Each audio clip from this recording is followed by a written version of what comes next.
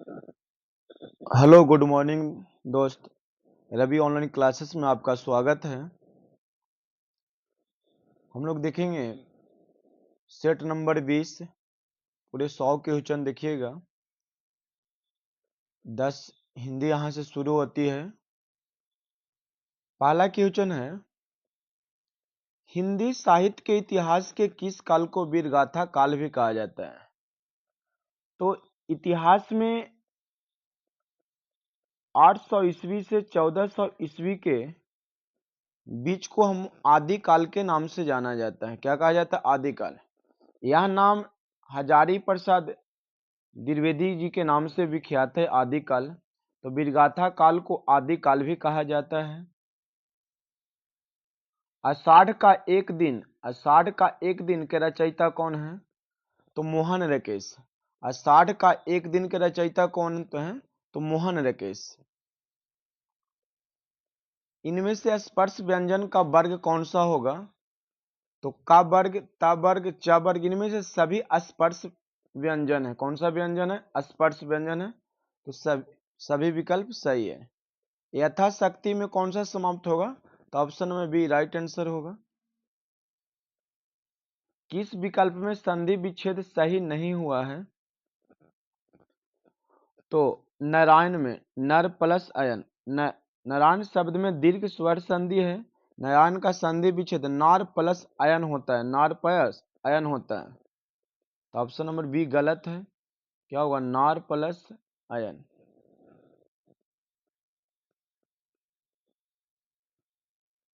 निम्नलिखित की सही वर्तनी होगी। निम्नलिखित में कौन सा सही है? अनुसांख्यिक जो लिखा हुआ है कौन सा सही होगा? तो ऑप्शन नंबर 1 ही सही होगा, अनुसांख्यिक। निम्नलिखित शब्दों में तिरछा शब्द के विलोमार्थी शब्द क्या होगा?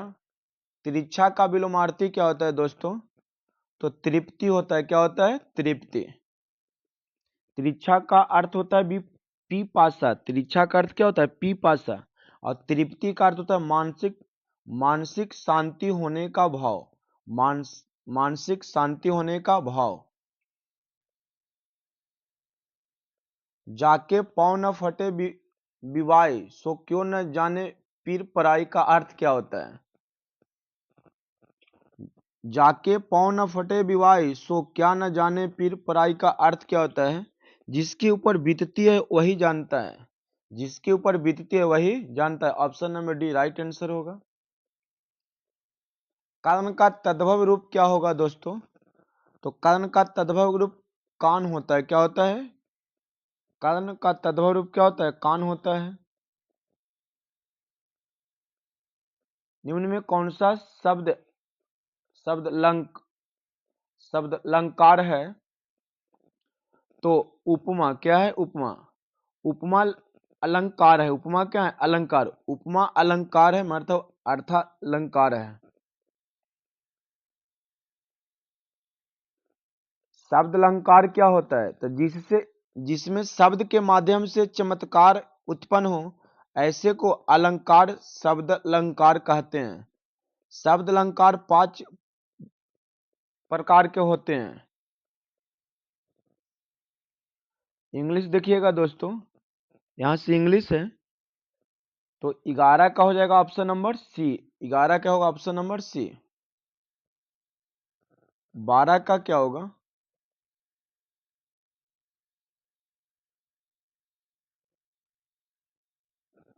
तो 12 का ऑप्शन नंबर ए होगा। इंग्लिश देखिएगा, इंग्लिश अगर 2-3 भी सही चल गया तो समझिए बहुत है सर। 13 का ए होगा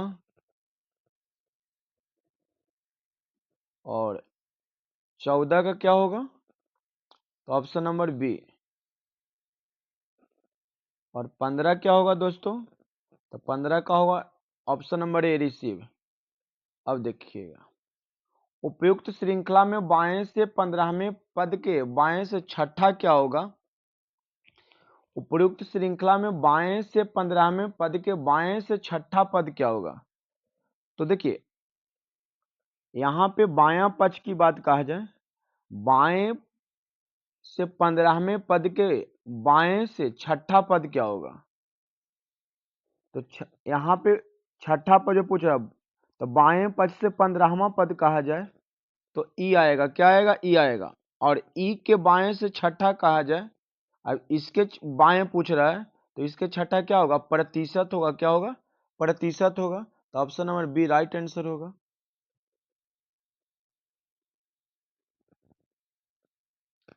17 कथन और निष्कर्ष से क्वेश्चन दिया गया है। कहता है कुछ हीरे हैं जो स्टोन मतलब पत्थर है, और सभी चट्टान पत्थर है। सभी चट्टान क्या है? पत्थर है। तो कहता है कोई चट्टान पत्थर हीरा नहीं है। कोई चट्टान हीरा पत्थर नहीं है। नहीं तो इस ये गलत है। सभी हीरा के पत्थर होने की संभावना है। सभी हीरा के पत्थर होने की संभावना है। तो निष्कर्ष 2 अनुरक्षण करता है। इस प्रकार हो जाएगा ऑप्शन नंबर बी, केवल निष्कर्ष 2 अनुरक्षण करता है। 5:30 एवं 6 बजे 5:30 एवं 6 बजे के बीच कितने बजे घड़ी की दोनों सुइयां 90 डिग्री का कोण बनाएगी? तो कोण निकालने के देखिएगा दोस्तों, यहाँ पे राइट आंसर आएगा ऑप्शन नंबर बी। दी गई आकृति में कितने त्रिभुज हैं? तो यहाँ पे कुल त्रिभुज कहा जाए तो 40 है। कितना है? 40 है। 20।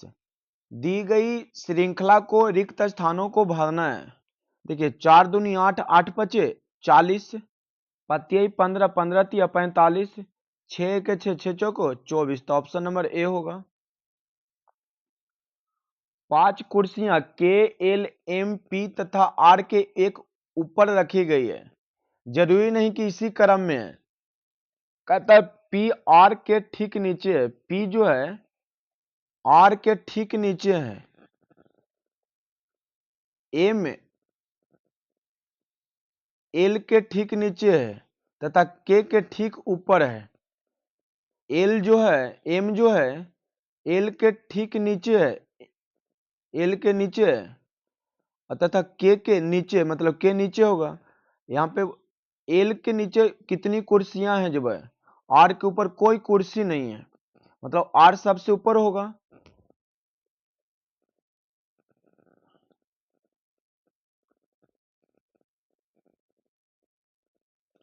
तो आर पी यहाँ पे एल कर देंगे, उसके बाद एम और बाद के। तो एल के नीचे कितनी कुर्सियां हैं? तो 2 कुर्सी। Option number C. देखिएगा यदि स्टार का अर्थ होता है प्लस, डॉलर का अर्थ गुना, हज का अर्थ भागा तथा आधा रेट का अर्थ माइनस हो, तो इतना का हल करने पर क्या होगा दोस्तों? तो इतना का हल कीजिएगा तो 80 आएगा। यह सेट नंबर पिछले में भी मिला था। उस वन आरेख का चयन कीजिए। उस वन आरेख का चयन की जो निम्नलिखित वर्गों के बीच संबंधों को सबसे अच्छा दर्शाता है। कोशिका सेल संगठन अंग। तो सेल संगठन से कोशिका बनता है। सेल संगठन से क्या होता है? कोशिका बनता है। और कोशिका से ऊतक बनता है। ऊतक से अंग बनता है। तो एक सभी का अंदर हो जाएंगे। तो ऑप्शन नंबर क्या होंगे? डी होंगे। एक पासे की 4 स्थितियां दी गई है, कौन सा अक्षर डी के सामने होगा? देखिए जब कम से कम 2 पासा दिया गया है, और अगर उसका 2 फेस मिलता है, 2 फेस समान मिलता है, तो डायरेक्ट तीसरा उसका विपरीत हो जाएगा। तो अगर सी और बी की बात कहा जाए तो ई से ही कट जाएगा। एक और इससे तुलना किया जाए तो कट जाएगा। तो डी का विपरीत क्या होगा? तो डी का राइट आंसर जो होगा ऑप्शन नंबर डी होगा। क्या होगा? डी का विपरीत क्या हो जाएगा? ए। डी का विपरीत क्या हो जाएगा? ए। क्योंकि देखिए सी और सी से बी कट सी कट गया, बी से बी कट गया, तो क्या बचा? डी। तो डी का विपरीत क्या होगा? ए होगा।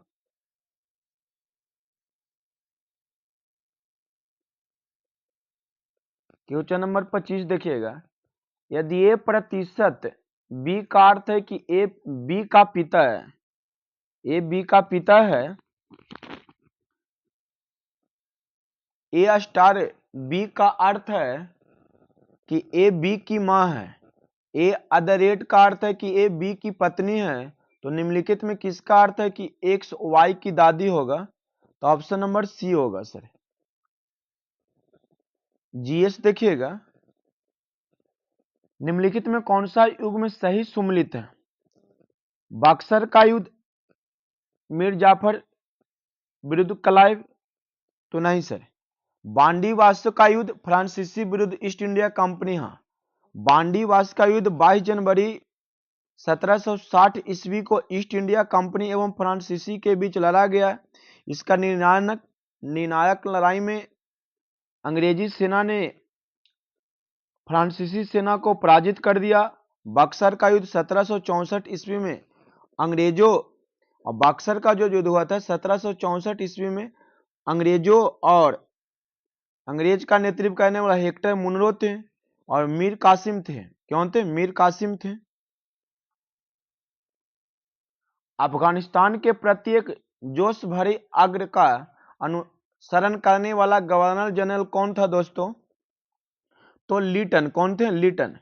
लिटन का जो काल है 1876 से 80 तक, लॉर्ड लिटन जो 1876 में भारत का गवर्नर जनरल के रूप में भारत में आया और अफगान शक्ति के प्रति अपना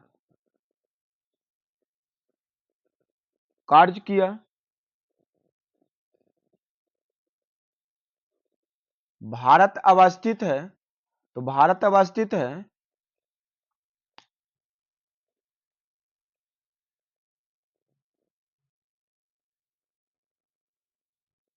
8 डिग्री 4 मिनट उत्तर से 37 डिग्री 6 मिनट दक्षिण तथा देशांतर 68 डिग्री 7 मिनट पूरब से 97 डिग्री 25 मिनट पश्चिम के मध्य।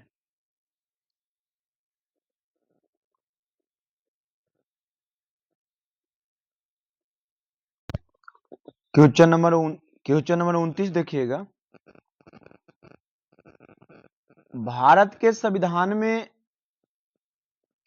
पुरुषों तथा महिलाओं द्वारा समान कार्य के लिए समान वेतन को बढ़ावा देने के लिए कोई उपबंध नहीं है। नहीं सर, गलत है। पुरुषों तथा महिलाओं द्वारा समान कार्य के लिए समान वेतन के लिए हमारे संविधान के भाग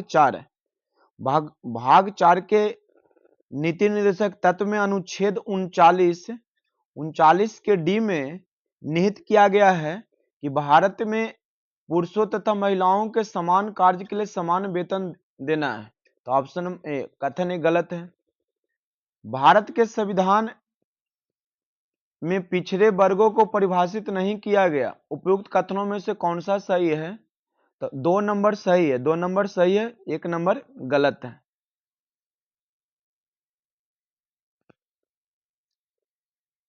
किस अनुच्छेद के तहत पंचायतों को संवैधानिक दर्जा दिया गया है? तो अनुच्छेद 243। भारतीय संविधान के भाग 9 में पंचायती राज की प्रस्तावना, जिसे 73वें संविधान संशोधन अधिनियम 1992 के माध्यम से संवैधानिक दर्जा दिया गया और इसे 11वीं सूची में शामिल किया गया। निम्नलिखित में से कौन सा कथन अस्थायी विनिमय दर के लिए उचित है? तो यह मांग और आपूर्ति की बाजार शक्तियों द्वारा निर्धारित किया जाता है। Option number B. बिहार के साथ भारत के कितने राज्यों की सीमा लगती है? तो 3। बिहार भारत का पूर्ववर्ती राज्य है जो बिहार, पश्चिम बंगाल, उत्तर प्रदेश और झारखंड के साथ एक सीमा साझा करता है। विश्व बैडमिंटन चैंपियनशिप 2026 का आयोजन कहां किया जाएगा? तो भारत में। 2023 का आयोजन कहां किया गया था? तो थाईलैंड में। विक्स ऑफ फायर के लेखक कौन है दोस्तों? तो APJ Abdul Kalam. APJ Abdul Kalam. Wings of fire doctor APJ Abdul Kalam द्वारा लिखित पुस्तक है। जवाहरलाल नेहरू को देश के बांधों का मंदिर कहा था जवाहरलाल नेहरू ने?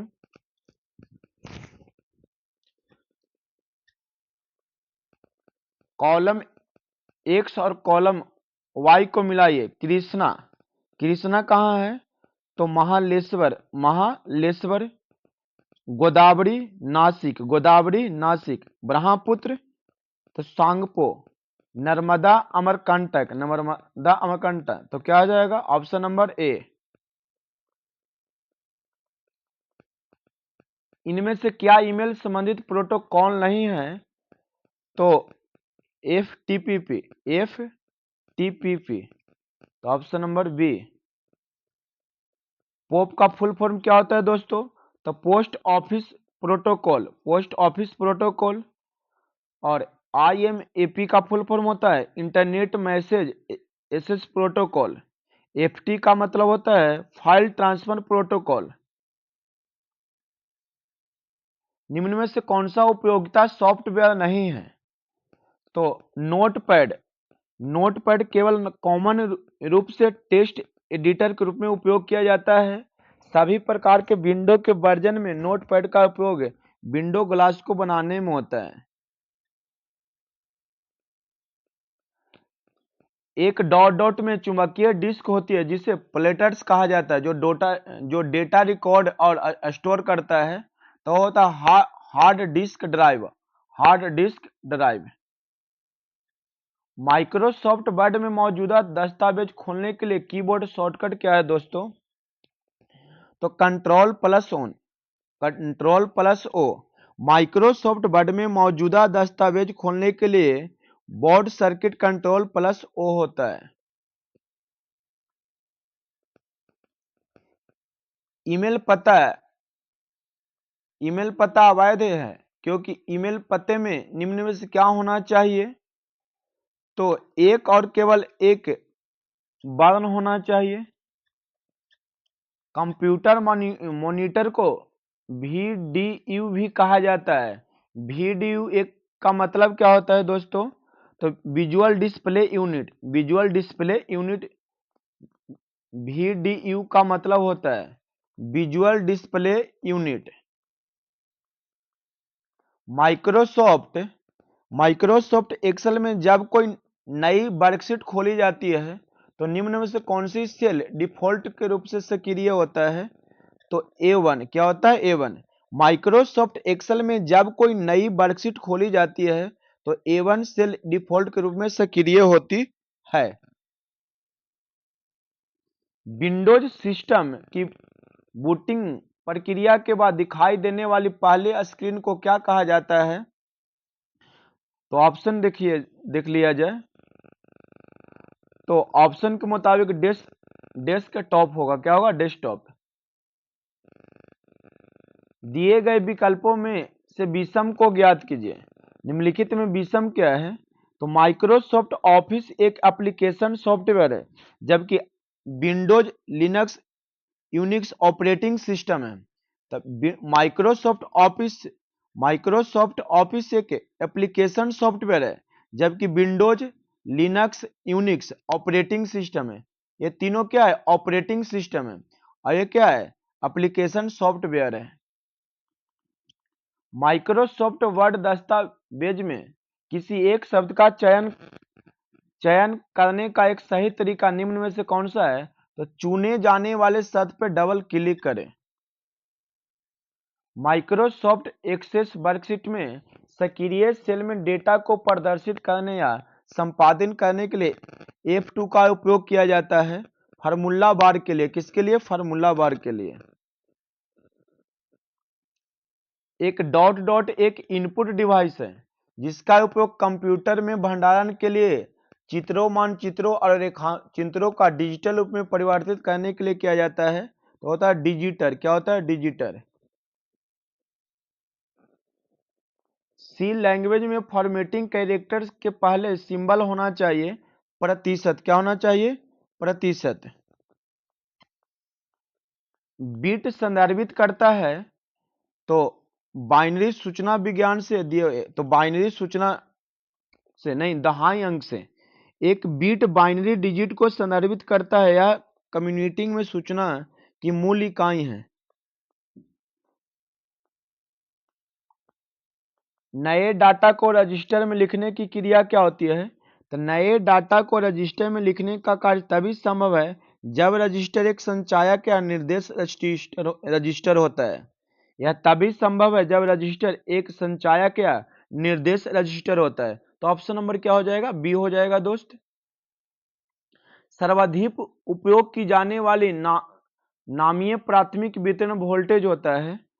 तो ये होता है हमारे 11 केवी। क्या होता है? सर्वाधिक उपयोग की जाने वाले नाभिकीय प्राथमिक वितरण वोल्टेज होता है 11 केवी।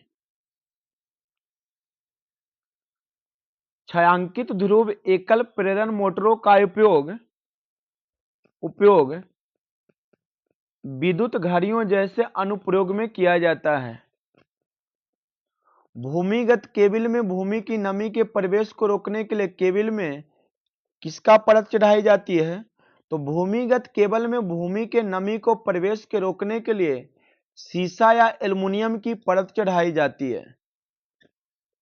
एक विद्युत केतली का शक्ति निर्धारण के लिए बनाया गया है 2 से 3 किलोवाट। निम्न में से कौन सा लेजर प्रकाश का सबसे अच्छा वर्णन करता है? तो एक लवर्णी और संबंध। बीएच वक्र के रूप में किसे जाना जाता है दोस्तों? तो बीएच वक्र के रूप में चुंबकीय करण वक्र को जाना जाता है। चुंबकीय करण वक्र को जाना जाता है। डीसी संचालन आपूर्ति में कोरोना हानि क्या है? तो कोरोना हानि एसी से कम होता है। संचालन लाइन में कोरोना हानि प्रचालन आवृत्ति के अनुक्रमानुपाती होता है। यदि एल चालक की लंबाई है, डब्ल्यू चालक का प्रति इकाई लंबाई भार, टी तनाव है और समान स्तर पर भी समर्थन करता है, तो शिथिलता द्वारा सूत्र क्या होता है? तो ऑप्शन नंबर बी होगा।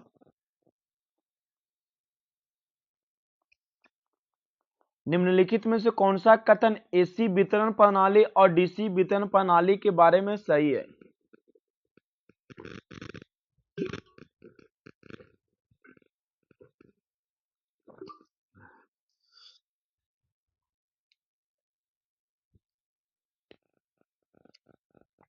डीसी वितरण प्रणाली में वोल्टेज प्राप्त केवल प्रतिरोध के कारण होता है। सही है। एसी वितरण प्रणाली में वोल्टेज प्राप्त केवल प्रतिरोध के कारण होता है। नहीं सर, एसी वितरण प्रणाली में प्रेरकत्व के प्रभाव को हमेशा उपेक्षित किया जाता है। नहीं, तो केवल ऑप्शन नंबर ए सही है।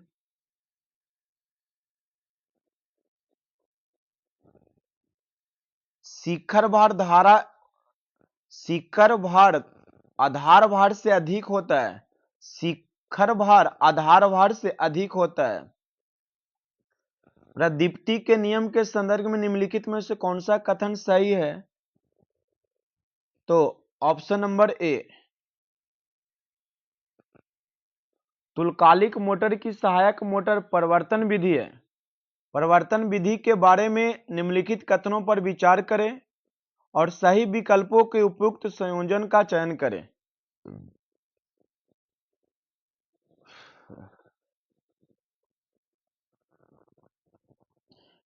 तीन फेज प्रेरण मोटर का उपयोग सहायक मोटर के रूप में किया जाता है। हाँ, तीन फेज प्रेरण मोटर का उपयोग सहायक मोटर के रूप में किया जाता है। सही है। दो ध्रुवों वाली एक प्रेरण मोटर तुल्यकालिक मोटर ध्रुवों से कम एक सहायक मोटर के रूप में उपयोग की जाती है। ये भी सही है। सहायक मोटर तुल्यकालिक मोटर की गति को उसकी तुल्यकालिक गति के लगभग बराबर होती है। ये भी सही है। और देख लिया जाए तो डी भारित तुल्यकालिक मोटर के लिए सहायक मोटर परिवर्तन का उपयोग किया जाता है। नहीं, तो केवल ए बी सी सत्य है। एक प्रत्यावर्ती वोल्टेज समीकरण है 200 sin 100 t आयाम और आवृत्ति ज्ञात करने बोला है। तो इन न्यूमेरिकल का क्वेश्चन ऑप्शन नंबर ए होगा। यदि दो समांतर धारावाही चालक के बीच की दूरी 3 गुना कर दी जाए तो उनके बीच का परिणाम क्या होता है दोस्तों? तो 1/3 होता है। क्या होता है? 1/। यदि दो समांतर चालकों पर विचार कीजिए और धारा प्रवाहित उन्हें डी दूरी पर रखा जाए तो वह F गुने 1/d होता है, तो समानुपाती होता है, तो 1/3 हो जाएगा। उनके बीच लगने वाला बल का परिणाम 1/3 हो जाएगा। एकल फेज प्रेरण मोटर में सहायक और चालू कुंडली को कितने डिग्री विद्युतीय रूप से अलग किया जाता है? तो 90 डिग्री विद्युतीय रूप से अलग किया जाता है। एक शुद्ध प्रेरणिक परिपथ में यदि आपूर्ति की पिछले मान के 1/10वें हिस्से तक कम हो जाती है तो धारा का मान क्या होगा दोस्तों? तो धारा का मान बढ़ जाएगा, 10 गुना बढ़ जाएगा। निम्नलिखित में ए और बीच के बीच तुल्य धारिता ज्ञात कीजिए। तो धारिता का क्वेश्चन यहाँ पे, इसका राइट आंसर ऑप्शन नंबर क्या होगा? बी होगा, जो कैपेसिटर का क्वेश्चन है। अनुचुंबकीय सामग्री की सापेक्ष पारगम्यता क्या होता है? तो एक से थोड़ा अधिक होता है। अनुचुंबकीय सामग्री की सापेक्ष पारगम्यता क्या होता है? तो एक से अधिक होती है। अति उत्तेजित तुल्यकालिक मोटर का उपयोग किसके लिए किया जाता है? तो अति उत्तेजित तुल्यकालिक मोटर का उपयोग प्रतिघाती शक्ति उत्पन्न करने में किया जाता है। प्रतिघाती शक्ति उत्पन्न करने में किया जाता है। ऑप्शन नंबर ए। परिनालिका के संबंध में निम्नलिखित में से कौन सा कथन सही है? कुंडलियों के रूप में कई वर्तनों वाले कुंडलित तार को परिनालिका के रूप में जाना जाता है। हाँ, ये सही है। चुंबकीय अभिवाह घनत्व वर्तनी की संख्या परिनालिका की धारा और निरपेक्ष पारगम्यता के समानुपाती होता है। ये भी सही है। परिनालिका के बाहर चुंबकीय क्षेत्र शून्य होता है, जबकि परिनालिका के अंदर रखे चुंबक का निर्माण होता है, लेकिन बाहर वाला क्या होता है? चुंबकीय क्षेत्र। तो ऑप्शन नंबर डी सही होगा। 1, 2 और 3 तीनों सही है। लेंज के नियमानुसार निम्नलिखित में कौन से क्रमशः कारण और प्रभाव के मानदंड हैं? लेंज के नियम के अनुसार जो ऊर्जा से संबंधित है, लेंज का नियम जो ऊर्जा से संबंधित है, निम्नलिखित में कौन से क्रमशः कारण और प्रभाव के मानदंड हैं? इसका राइट आंसर होगा अभिवाह में परिवर्तन और प्रेरित विद्युत वाहक बल। Option number B. ट्रांसफार्मर में निम्नलिखित में से किस परीक्षण में शक्ति कारक उच्च होता है? तो केवल एससी परीक्षण में। ईएमएफ विद्युत वाहक बल तभी प्रेरित होता है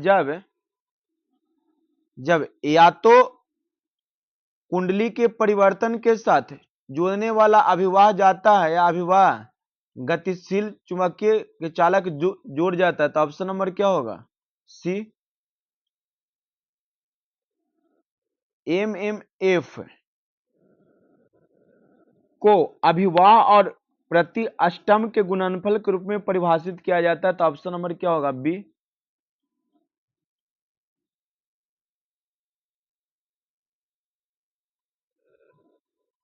परिकत्व एल हेनरी का एक तार है, आर ओम प्रतिरोध के साथ समांतर में जुड़ा हुआ है। प्रतिरोध और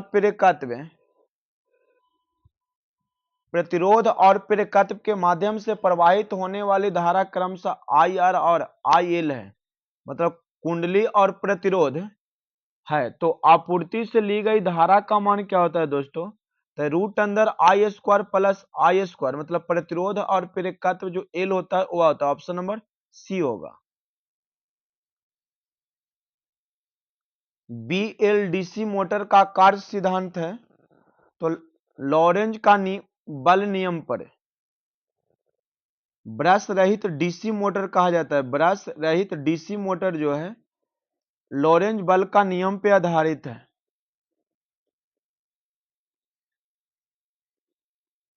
3 एम्पियर प्रति सेकंड की दर से धारा परिवर्तित करने पर 150 वोल्ट को प्रेरित करने वाले कुंडली में प्रेरण की गणना कीजिए, तो कितना हो जाएगा दोस्तों?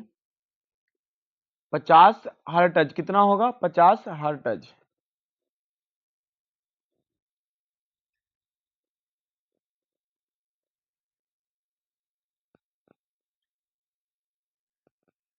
साइन तरंग के विषय में निम्नलिखित में कौन सा कथन सही नहीं है? तो प्रति सेकंड होने वाले चक्रों की संख्या को आवर्तकाल कहते हैं, जो गलत है। कठोर चुंबकीय पदार्थ के शिथिल लूप का क्षेत्रफल क्या होता है? तो बड़ा होता है। कठोर चुंबकीय पदार्थ के शिथिल लूप का क्षेत्रफल बड़ा होता है। दो विद्युत लैंपों में एक ही धातु तथा समान मोटाई के तंतु है।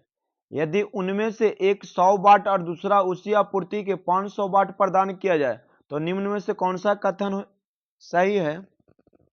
तो 100 वाट के लैंप में तंतु की लंबाई अधिक होगी। जब दो लैंप समांतर क्रम में संयोजित होता है तो प्रत्येक लैंप की शक्ति को, आप जानते हैं शक्ति बराबर क्या होता है? V² बट्टा R। तो 100 वाट के लैंप के तंतु की लंबाई क्या होगा? अधिक होगी।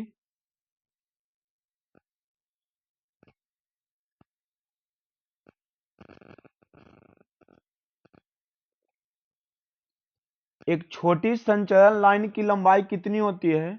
एक छोटी संचरण लाइन की लंबाई 80 किलोमीटर तक होती है।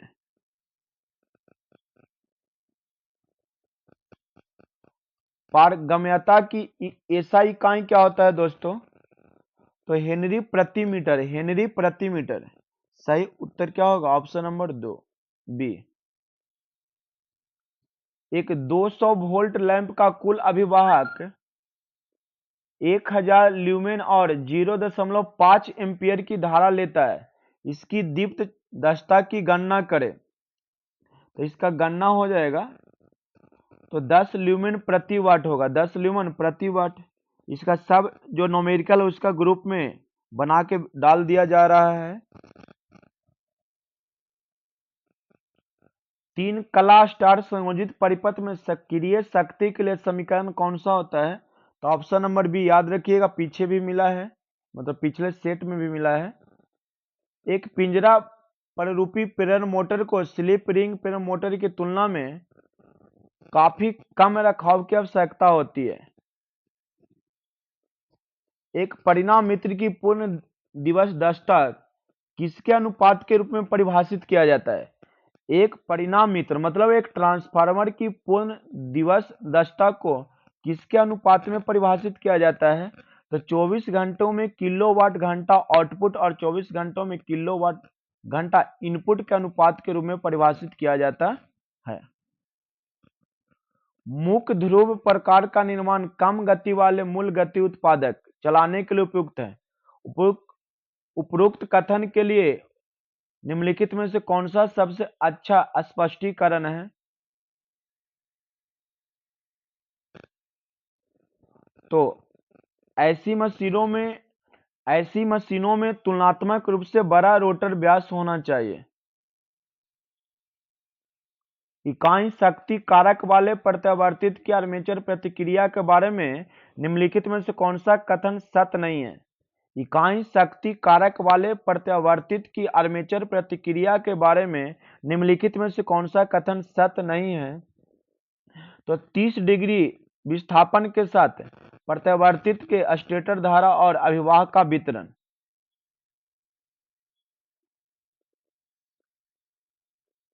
तो बहुत लंबा लंबा इधर दिया है। बेलनाकार प्रकार के तुल्यकालिक जनरेटर के बारे में निम्नलिखित कथनों पर विचार कीजिए और सबसे उपयुक्त विकल्प का चयन कीजिए। इसका राइट आंसर क्या हो जाएगा? डी हो जाएगा। 90 माइक्रोफैराडे का एक संधारित्र 230 वोल्ट 50 हर्ट्ज एकल फेज आपूर्ति से जुड़ा है। धारा के आरएमएस की मान की गणना करें। तो धारा के मान जो हो जाएगा 6.5 एम्पियर हो जाएगा। सूक्ष्म जल विद्युत संयंत्र में शीर्ष क्या होता है? तो सूक्ष्म जल विद्युत संयंत्र में शीर्ष वह ऊर्ध्वाधर दूरी है जिससे पानी घटता है। तो ऑप्शन नंबर क्या होगा? डी।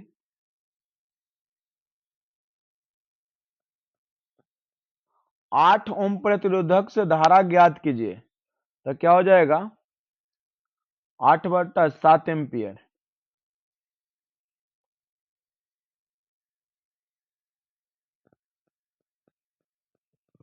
फ्रांसिस टरबाइन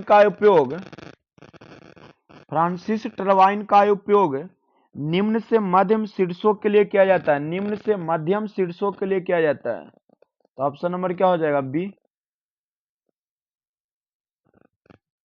निम्नलिखित में से कौन सा एक स्वपरिणामित्र में मौजूद नहीं होता है? तो प्राथमिक और द्वितीयक के बीच चालकीय पृथक्करण, गतिशील रूप में प्रेरित विद्युतवाहक बल में अस्थायी भाग और घूर्णन भाग क्रमशः होते हैं। तो चुंबकीय क्षेत्र और चालक। 3 फेज की आपूर्ति के फेज अनुक्रम के बारे में निम्नलिखित में से कौन सा कथन सही है? तो यह वह क्रम है जिसमें प्रत्येक फेज में वोल्टेज अपने शीर्ष मान को प्राप्त करता है। एक प्रतिदीप्ति लैंप में प्रतिदीप्ति की घटना मुख्य रूप से किसकी उपस्थिति के कारण होती है? तो फास्फोरस के कारण। एक 5 किलो वोल्ट एम्पियर परिणामित्र में 200 वाट की लौह हानि और 350 वाट की पूर्ण भार ताम्र हानि होती है। तो परिणामित्र में अधिकतम दक्षता तब होगी जब कुल हानि कितनी होगी दोस्तों? तो 400 वाट। क्या होगा? 400 वाट इसका राइट आंसर होगा। 1000 मैक्सवेल कितने बराबर होंगे? तो 100 चुंबकीय क्षेत्र रेखाओं के बराबर होंगे। प्रदीपन गणना के निम्नलिखित में से कौन सी विधि रफ गणना और जांच उद्देश्यों के लिए उपयोग की जाती है? तो वाट प्रति वर्ग मीटर विधि। तो ऑप्शन नंबर ए होगा।